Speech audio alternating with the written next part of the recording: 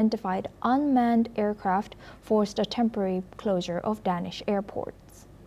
Reportedly, the summit will also be the first opportunity for leaders of the EU's 27 countries to debate a proposal to use Russian assets frozen in Europe to fund a loan of more than $160 billion to Ukraine. France, Germany, Sweden, Norway, the Netherlands, Britain, Finland, and Ukraine have committed troops and anti-drone systems to help Denmark protect the leaders, many of whom have accused Russia of brazen violations of European airspace, with recent incursions by drones over Poland and fighter jets over Estonia, which Russia denies.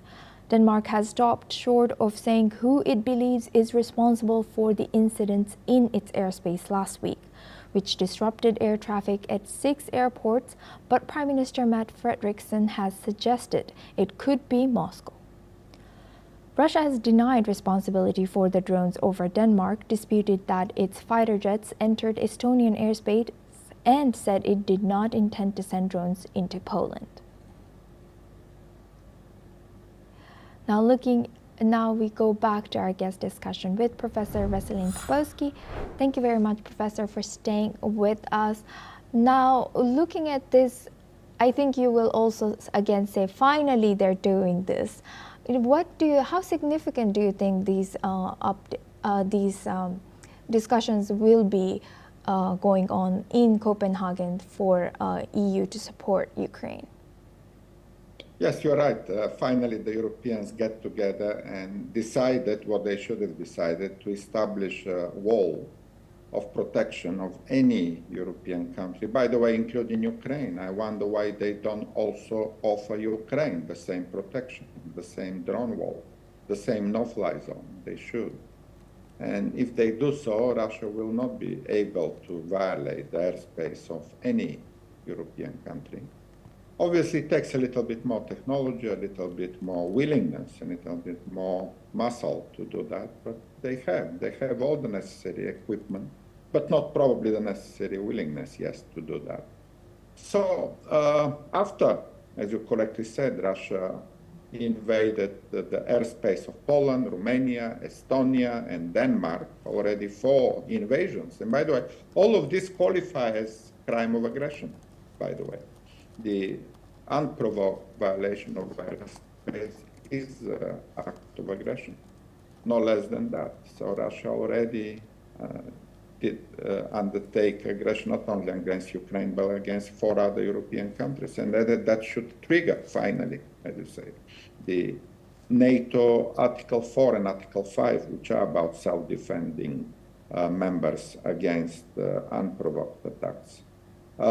Yes, hopefully, again, we will see that wall. We will see solid defense of any country airspace against Russian incursions. Obviously, Russia denies everything. They say it's not us. They always say that. Even in front of the plenty of evidence, they will say that. That doesn't matter what Russia says.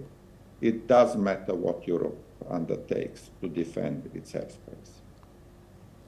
And in what ways could the war of Ukraine and Russia reshape regional security architectures in Europe? Absolutely, you are right that this will be a different Europe. It will be a different security system.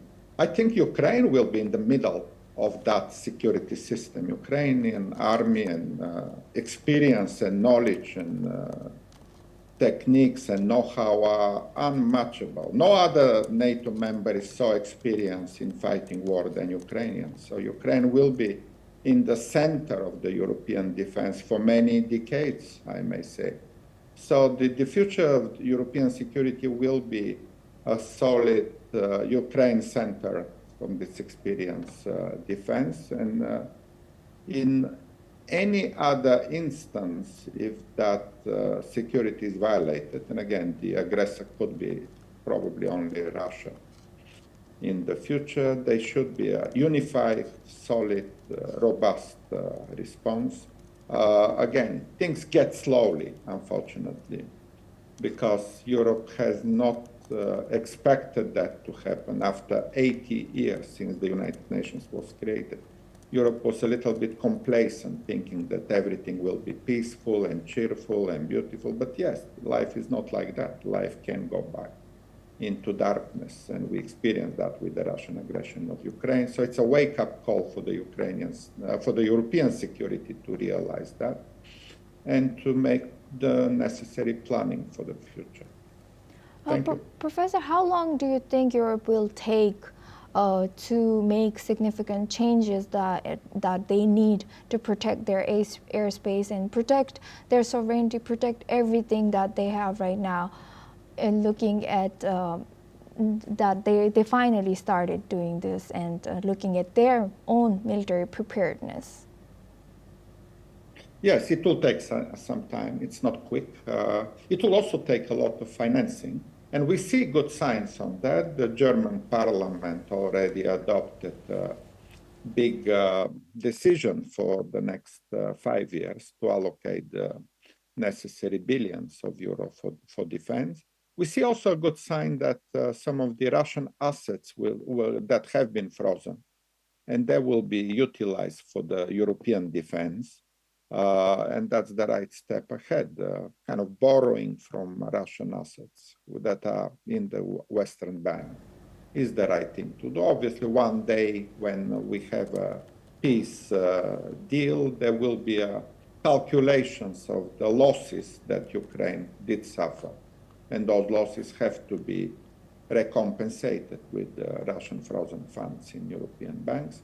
But yes, it will take a few years, and hopefully sooner than later, European defense is solid and inviolable against Russian attacks.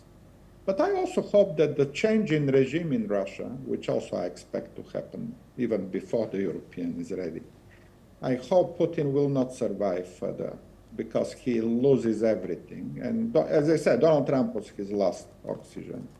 But even that doesn't work anymore. So once Putin is out of power, in Russian history, always the next leader blamed everything on the previous leader. Brezhnev blamed Khrushchev, Gorbachev blamed Brezhnev, Yeltsin blamed Gorbachev, then Putin blamed Gorbachev and Yeltsin. The next Russian president will blame Putin for everything. He will be forgotten. He will be shamed. And that will be the time for peace. So, well, again, not quickly, but at some point, Putin will be somewhere in prison or assassinated. And the next Russian president will blame Putin for all the suffering of all Russians. By the way, Russians suffered. They lost 1 million soldiers' lives. Not so much Ukraine. Russia suffered even more than Ukraine if you calculate the loss of life and the loss of opportunities. Russians live in misery all over Russia, apart from a small circle of military and administrators in Kremlin. So once Putin is out of power, I think that will be the time of peace in Europe and the world. Yes, thank you for sharing that.